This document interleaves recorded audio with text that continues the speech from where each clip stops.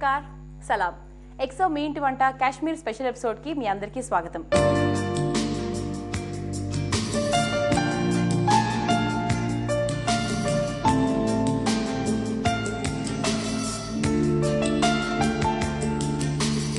కాశ్మీర్లో ఉండే ప్రజలు వారు వాడే వంటకాల్లో ఎలాంటి సుగంధ ద్రవ్యాలు వాడతారో, వాళ్ళు అందంగా ఆరోగ్యంగా ఉండడానికి కారణం ఏంటో, అలాగే వారు వాడే కొత్త రుచుల్ని మీకు రోజు పరిచయం చేస్తూ ముందుకు సాగుతున్న ఎక్సో మీ ఇంటి వంట ఈ రోజు కూడా 2 స్పెషల్ కాశ్మీరీ వంటకాలతో మీ ముందుకు వచ్చింది. మరి ఆ కాశ్మీర్ వంటకాల్ని మనకు పరిచయం చేయబోతున్నారు షెఫ్ అజీజ్ గారు.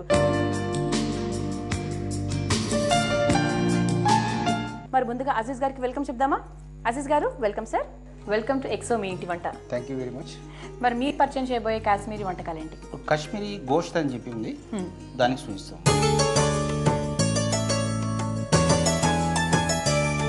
అజీజ్ గారు, మరి కాశ్మీరీ గోష్ట్కి కావాల్సిన పదార్థాలు చూద్దామా?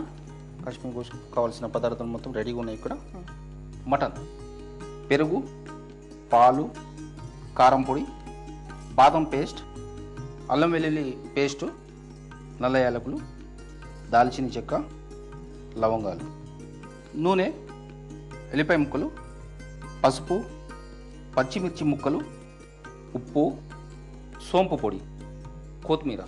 అజీజ్ గారు, కాశ్మీర్ గోస్ట్ కావాల్సిన పదార్థాలు చూసాం కదా, ఇక స్టార్ట్ చేద్దామా? స్టార్ట్ చేద్దాం. సో ముందుగా ఏం చేసుకోవాలి? ముందుగా ప్రిపేర్ చేసుకుని పెట్టుకోవాలండి. ఏదన్నా ప్రిపేర్ చేయాల్సిన అవసరం లేదు, మనం డిష్ స్టార్ట్ చేద్దామా? స్టార్ట్ చేసేస్తే సరే. ఓకే, ముందుగా ఆయిల్ వేసేద్దాం. ఓకే, నూనె ఎన్ని స్పూన్స్ వేయాలి?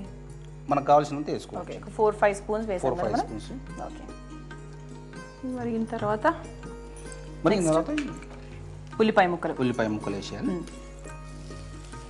ఒక కప్పు, ఫుల్ కప్ కదా? ఒక ఫుల్ కప్.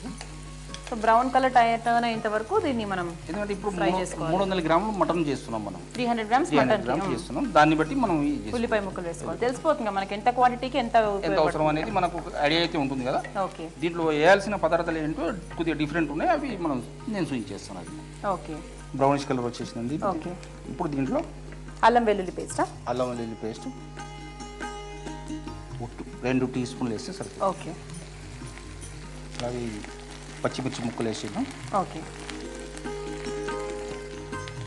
ఓకే, పచ్చిమిర్చి ముక్కలు వేసేసాం కదా. నెక్స్ట్ అల్లం వెల్లుల్లి పేస్ట్ వేసేది. ఇప్పుడు యాలకులు మనకు కావాల్సినవి వేసుకోవాలి. ఓకే, దాల్చిన ముక్కలు, లవంగాలు,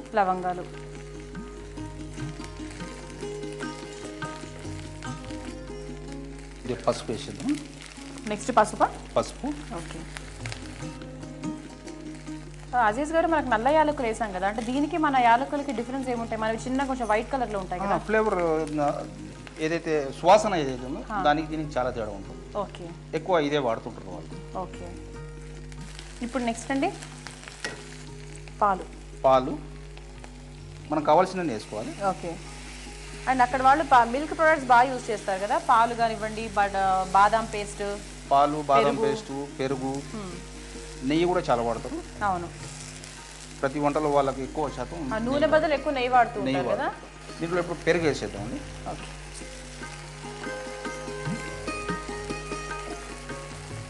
పెరుగు పులుపు కోసం కదా, లైట్గా పులుపు కొద్దిగా దాంట్లో గ్రేవీ టైప్లో తయారవుతుంది.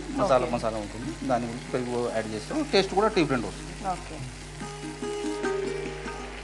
ఇప్పుడు దీంట్లో బాదం పేస్ట్ వేసేద్దాం.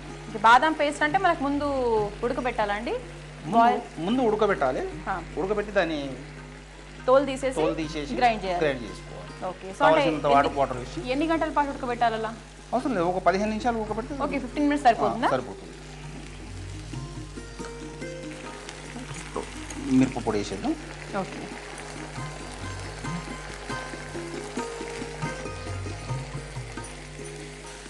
స్పూన్ ఇవ్వండి. ఉప్పు మనకు ఎంతైతే అవసరమో అంత, దాన్ని బట్టి మనం వేసుకోవాలి. ఓకే,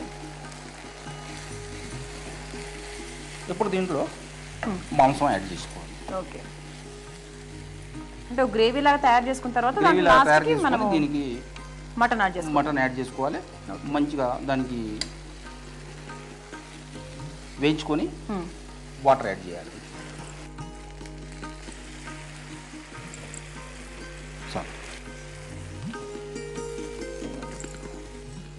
ఇప్పుడు ఈ మటన్ ఉడకడానికి మనం ఈ వాటర్ వేయాల్సి వచ్చింది. ఓకే, ఎంతసేపు? వాటర్ కొద్దిగా ఒక 10 నిమిషాలు మనం దానికి సిమ్ మీద పెట్టేసి సిమ్లో ఒక 10-15 నిమిషాలు పెట్టేస్తే ఉడికిపోతుంది.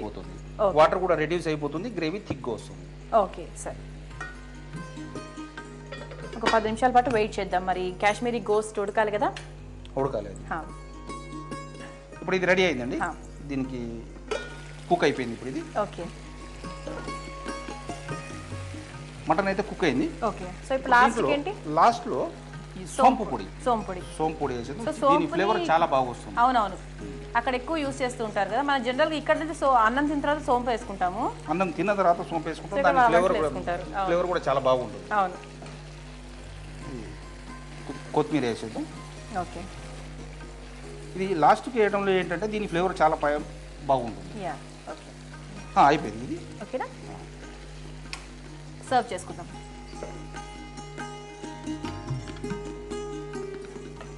ఆయిల్ అంతా కూడా పైకి వచ్చేస్తుంది కదా. మామూలుగా ఈ ఆయిల్ ఇట్లా ఉంటుందండి.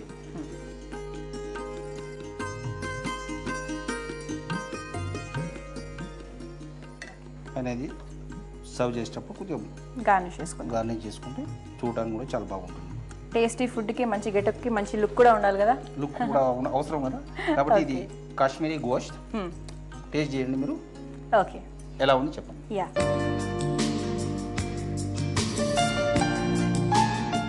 అంటే చాలా బాగుంది టేస్ట్. అంటే మనకి మంచి హాట్ కారంగా, అంటే కొంచెం పులుపు టేస్ట్ కూడా ఉంది. డిఫరెంట్ సోంపు ఫ్లేవర్ కలిసింది అనుకుంటా. సోంపు ఫ్లేవర్ ఉంది, ఇంకొకటి పెరుగు వేసాం కదా మనం, పెరుగుతో కొద్దిగా పులుపు ఉంది, కానీ చాలా మంచి టేస్ట్ వస్తుంది. Very tasty, super. దీన్ని తయారు చేసుకోవడానికి కావాల్సిన పదార్థాలని, దీని తయారీ పద్ధతిని మరొకసారి చూద్దాం. కాశ్మీర్ గోస్ట్, దీనికి కావాల్సిన పదార్థాలు: నూనె, ఉల్లిపాయ ముక్కలు, అల్లం వెల్లుల్లి పేస్ట్, లవంగాలు, దాల్చిన చెక్క, నల్ల యాలకులు, పసుపు, పచ్చిమిర్చి, పెరుగు, పాలు, కారం పొడి, బాదం పేస్ట్, ఉప్పు, సోంపు పౌడర్, మటన్ ముక్కలు, కొత్తిమీర.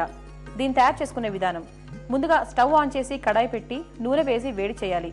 నూనె వేడైన తర్వాత అందులో ఉల్లిపాయ ముక్కలు వేయాలి. అవి బ్రౌన్ కలర్ వచ్చేదాకా వేయించాలి. ఆ తర్వాత అల్లం వెల్లుల్లి పేస్ట్, పచ్చిమిర్చి, యాలకులు, దాల్చిన చెక్క, లవంగాలు, పసుపు, 1 కప్పు పాలు, పెరుగు, బాదం పేస్ట్, కారం పొడి, ఉప్పు అన్నీ వేసి బాగా కలుపుకోవాలి. ఒక గ్రేవీలా తయారు చేసుకోవాలి.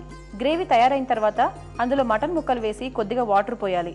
మటన్ ముక్కలు ఉడికే వరకు ఒక 15 నిమిషాల పాటు వెయిట్ చేయాలి. మటన్ ఉడికిన తర్వాత మూత తీసి కొద్దిగా సోంపు పౌడర్, కొత్తిమీర వేసి స్టవ్ ఆఫ్ చేసుకోవాలి. ఆ తర్వాత ఓ సర్వింగ్ బౌల్ తీసుకొని కొత్తిమీరతో గార్నిష్ చేసుకొని సర్వ్ చేసుకోవాలి. అంతే, కాశ్మీర్ గోష్ తయార్.